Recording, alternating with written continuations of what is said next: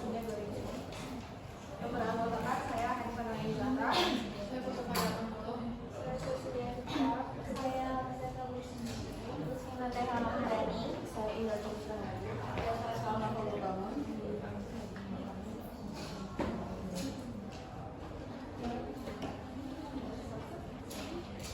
Masuk ke pendahuluan, Indonesia merupakan salah satu negara kepulauan yang memiliki wilayah laut yang sangat luas. Jadi dengan kekayaan sumber daya alam Indonesia dapat berpotensi untuk meningkatkan potensi pertumbuhan ekonomi di Indonesia, terlebih di bidang perikanan. Namun dengan potensi ini, Indonesia memiliki ancaman yakni illegal fishing, di mana illegal fishing ini marak di Indonesia oleh negara-negara asing yang menyebabkan kerugian besar bagi Indonesia baik di bidang ekonomi, merusak ekosistem dan mengancam kesejahteraan nelayan lokal. Dalam beberapa tahun terakhir, pemerintah kesulitan dalam menangani hal ini karena rendahnya pengawasan terhadap hukum di wilayah laut. Untuk mengatasi masalah tersebut, pemerintah melalui Kementerian Kelautan dan Perikanan di bawah kepemimpinan Menteri Susi Pujiastuti pada tahun 2014 sampai 2019 menetapkan kebijakan yang tegas yakni penenggelaman kapal asing pelaku illegal fishing. Perumuskan masalahnya yaitu bagaimana mengimplementasikan kebijakan penenggelaman kapal asing pelaku illegal fishing di Indonesia pada tahun 2014 hingga 2019. Dan tujuan penelitian yaitu mendefinisikan implementasi kebijakan penenggelaman kapal asing dengan menggunakan berbagai upaya yang dilakukan pemerintah Indonesia melalui 3 pilar utama yaitu kedaulatan, keberlanjutan, dan kesejahteraan untuk menjadikan Indonesia sebagai negara maritim yang bebas dari illegal fishing. Selanjutnya kita masuk ke dalam tinjauan pustaka. Di sini kegiatan illegal fishing secara umum berdampak negatif untuk stabilitas suatu negara termasuk negara Indonesia itu sendiri. Dengan tindakan menangkap ikan dengan cara ilegal yang dilakukan oleh kapal asing itu termasuk pada level transnational crime karena pelanggaran yang dilakukan itu sudah melewati batas negara. Upaya pemerintah Indonesia dalam meminimalisir tindakan illegal fishing wilayah laut Indonesia itu dengan mengambil keputusan untuk menghukum tegas kepada pelaku tindakan illegal fishing. Hukuman dan atau sanksi yang dikenakan pada kapal asing itu berupa penenggelaman kapal dan juga pembakaran kapal. Nah, sanksi itu tuh sebelumnya sudah dilakukan oleh beberapa negara sebelumnya, yaitu negara Australia pada sejak tahun 1993 dan negara-negara kita yaitu negara Malaysia pada tahun 2015. Bahkan negara Malaysia itu sendiri sudah memiliki instansi yang menangani kasus ini. Kemudian teori yang mendukung yaitu teori sekuritisasi yang berpegangan pada negara adalah objek rujukan utama yang harus dilindungi untuk keberlangsungan hidup objek rujukan. Nah, maksud dari teori sekuritisasi ini yaitu mengubah isu yang awalnya normal menjadi isu yang darurat dengan penanganan cepat yang diiringi dengan pengambilan hukum yang tepat. Selanjutnya di sini adalah penjelasan masalah illegal fishing Indonesia. Dimana yang pertama ini itu adalah letak geografis. Nah, Indonesia ini terletak di antara Samudra Pasifik dan Samudra Hindia, dimana letak ini menjadikan Indonesia kaya akan sumber daya perikanan. Namun masih rentan terhadap pencurian ikan oleh kapal asing. Di sini dikatakan rentan karena terdapat lemahnya koordinasi antar pihak, lembaga, atau instansi-instansi yang terkait dengan perikanan itu sendiri, sehingga penjagaan dan pengawasan terhadap sumber daya ini tuh masih kurang, sehingga dapat terjadi pencurian ikan ini. Nah, berdasarkan fakta dari KKP ini terdapat 14 zona fishing ground dan diperkirakan hanya tersisa 2 zona yang masih potensial aman hasil perikanan. Salah satunya itu ada di perairan Indonesia.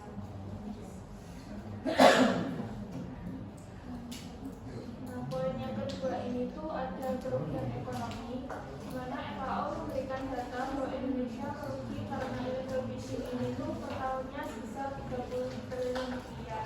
Namun Menteri Susi pada saat itu menyebutkan angka ini lebih kecil Indonesia merugi sekitar 80 triliun rupiah per tahun yang mencakup beberapa hal seperti kehilangan ikan sampai 30 triliun rupiah dan kehilangan PNBP 50 triliun rupiah di setiap tahunnya. Poin yang ketiga itu ada dampak lainnya.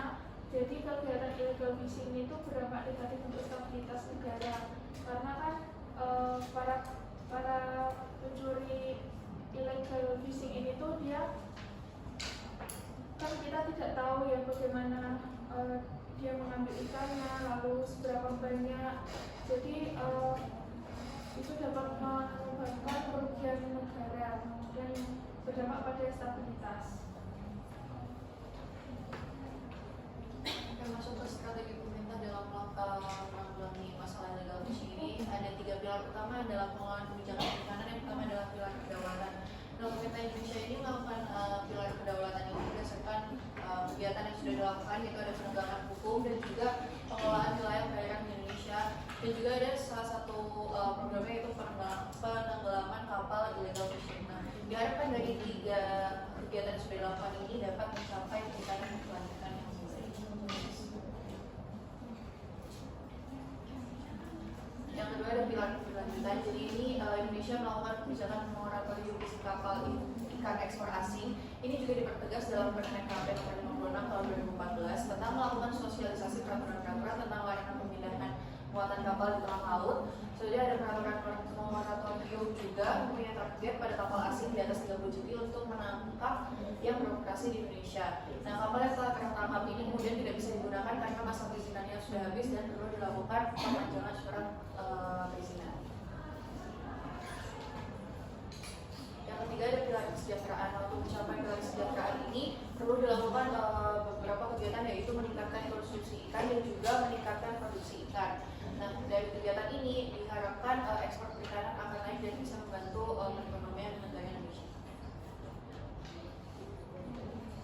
Oke, selanjutnya ada kolaborasi antar instansi. Kolaborasi ini dilakukan sebagai bentuk pengawasan dan penegasan terhadap pengelolaan sumber daya ikan itu sendiri, di mana yang pertama itu Indonesia sudah di masa Menteri Bu Susi sudah menetapkan Satgas 115, di mana Satgas 115 ini berkolaborasi sama pihak pemerintahan lain seperti polisi, TNI, Polri, Bakamla, dan juga Kementerian Kelautan Perikanan. Nah, Satgas 115 ini bertugas untuk melakukan operasi pada wilayah rawan yang illegal fishing. Kemudian dia akan menangkap tindakan ilegal yang melakukan penangkapan ikan secara dilakukan dengan pencurian, kemudian menggunakan bom ikan dan bahan peledak yang tentunya merugikan. Kemudian selanjutnya laporan dari Satgas 115 akan diproses oleh Mahkamah Agung untuk penegasan lebih lanjut. Selanjutnya Satgas 115 ini juga telah ditetapkan dalam peraturan, yaitu Peraturan Menteri Kelautan dan Perikanan nomor 24 tahun 2020. Selanjutnya kolaborasi antar instansi juga dilakukan oleh Kementerian Kelautan itu dengan membentuk Bakamla, yaitu Badan Keamanan Kelautan, yang dimana berperan untuk melakukan operasi pengamanan perairan dari berbagai ancaman seperti termasuk illegal fishing dan juga smuggling dan juga ancaman laut lainnya seperti terorisme. Pembentukan Bakamla ini juga diatur oleh Undang-Undang nomor 2014 tahun 2014 nomor 32. Selanjutnya ada peran masyarakat dan pengawas. Peran masyarakat ini diatur dalam Undang-Undang Nomor 31 tahun 2004 pasal 67 yang diubah menjadi UU Nomor 45 tahun 2009 secara tegas menyatakan bahwa masyarakat dapat dilibatkan dalam pengawasan perikanan. Kemudian Permen KP Nomor 58 tahun 2001 memperkuat hal ini dengan membentuk Siswasmas atau sistem pengawasan laut berbasis masyarakat yang bertujuan untuk meningkatkan pengawasan sumber daya kelautan melalui kolaborasi antar pemerintah, nelayan, dan masyarakat pesisir. Jadi kemudian ada peran masyarakat. Yang pertama itu melakukan aktivitas penangkapan ikan ilegal, kedua memantau wilayah pesisir dari praktik dan produktif seperti bom ikan, dan yang ketiga berpartisipasi dalam sosialisasi aturan perikanan. Kemudian ada manfaat. Yang pertama itu meningkatkan efektivitas pengawasan dengan cakupan yang lebih luas. kedua, melindungi ekosistem laut dan keberlanjutan sumber daya ikan. Ketiga, memberdayakan masyarakat pesisir sebagai garda terdepan pengawasan.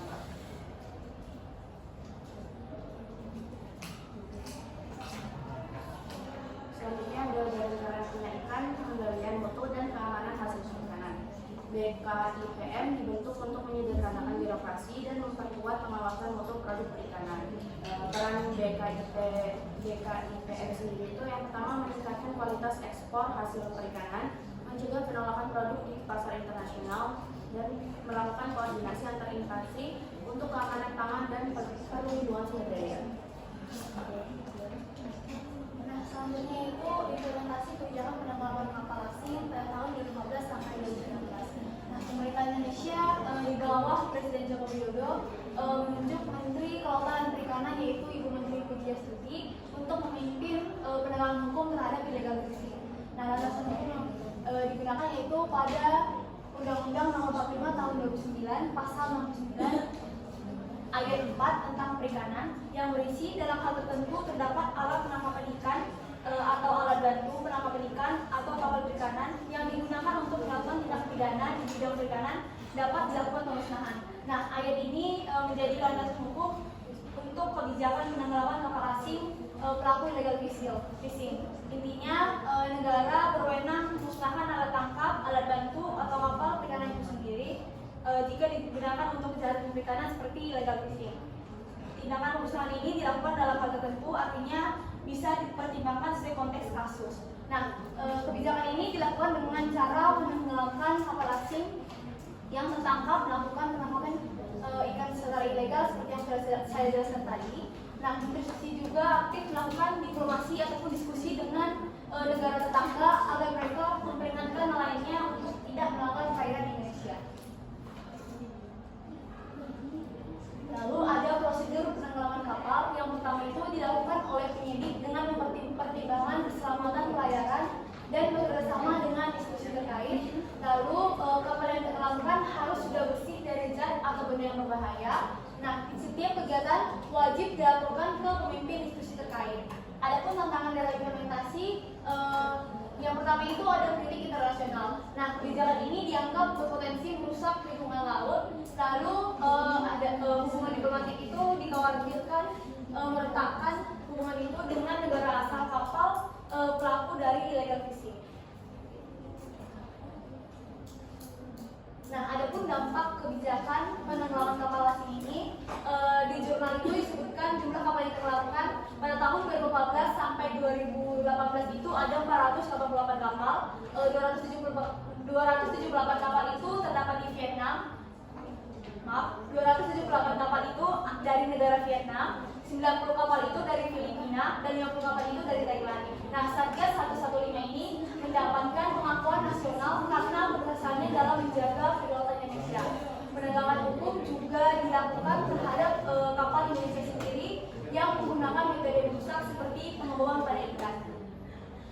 Dampak ekonomi dan sosialnya itu yang pertama meningkatnya produksi perikanan nasional, yang kedua selanjutnya itu meningkatkan ekspor dan konsumsi ikan, selanjutnya meningkatnya kesadaran masyarakat terhadap bahaya illegal fishing, dan yang terakhir menjadi topik hangat di media nasional dan internasional.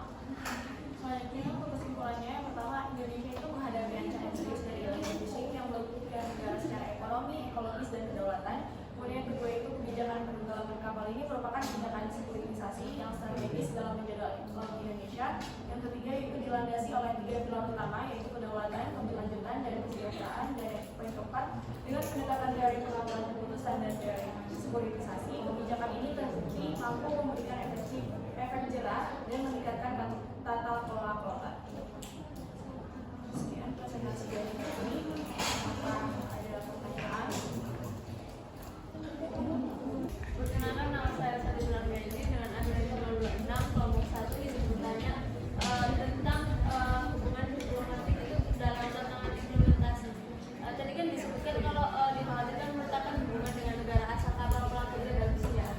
Nah, ini kan visinya kan pencurian ya. Jadi kenapa kok masih dikhawatirkan meletakkan, sedangkan di negara asalnya sendiri pun mungkin pencurian ini juga dilegalkan.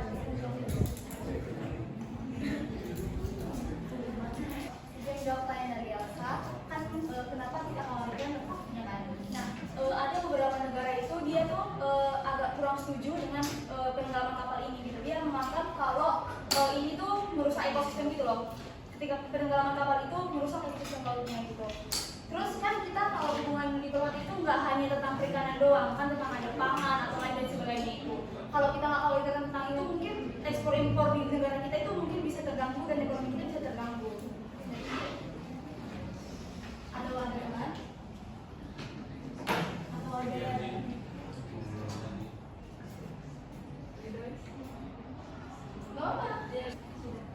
Baik, perkenalkan, saya Sabit Najila dari kelompok 2 yang bertanya ke kelompok 6. Jadi itu kan ada tantangan dalam implementasi, yaitu ada kritik internasional.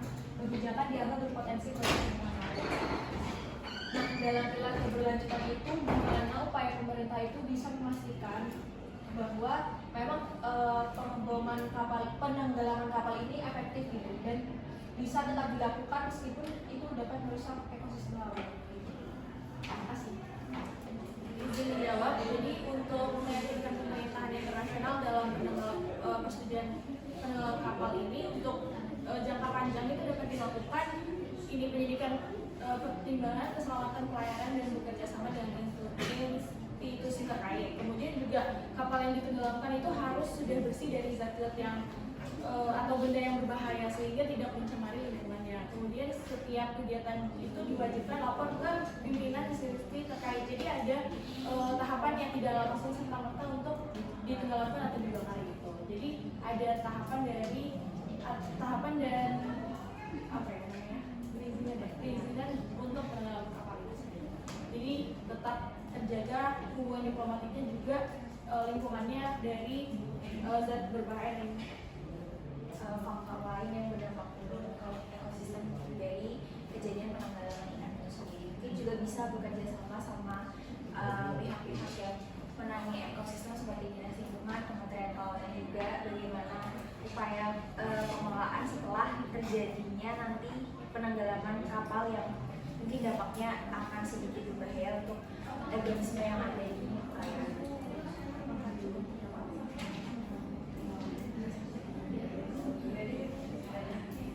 Oke, baik, mungkin izin memberikan feedback ya.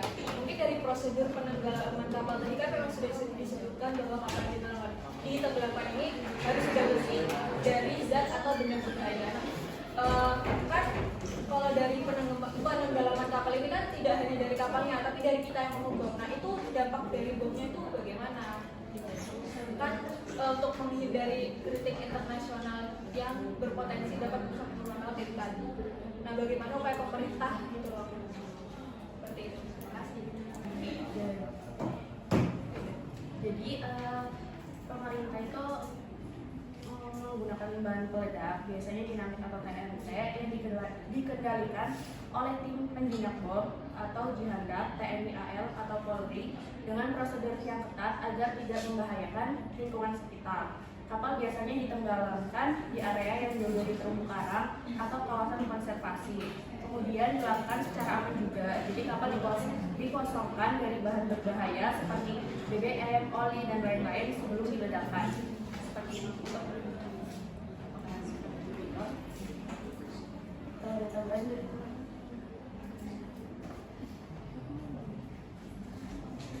dari saya ini perwakilan dari kelompok 3 ingin bertanya kepada kalian. Tadi itu kan ada sistem pengawasan berbasis masyarakat kan. Nama programnya tadi Siswasmas. Nah, menurut kalian itu apakah Siswasmas ini sudah cukup efektif dalam mencegah illegal fishing? Dan tadi juga ada antar lembaga seperti pembentukan Satgas 115 dan dengan bantuan TNI AL, KKP dan lain-lainnya. Nah, apakah itu sudah berjalan optimal atau antar lembaga tersebut terjadi tumpang tindih dalam penjalanan tugas? Nah, menurut kelompok kami itu Sinoas itu sudah cukup efektif untuk mendeteksi dan melakukan aktivitas illegal fishing secara cepat. Kan mereka udah langsung kan ke lapangan gitu, jadi secara cepat. Namun ada kekurangannya itu keterbatasan seperti kapasitas, pelatihan, dan dukungan operasional sering menghambat efektivitasnya dari si mas-mas ini. Nah, kalau sinergi antara lembaga seperti Satgas 115, Bakamla atau TNI AL ini belum sepenuhnya optimal karena masih terdapatnya tumpang tindih kewenangan dan koordinasi yang lemah yang berpotensi menghambat penegakan hukum di laut tersebut.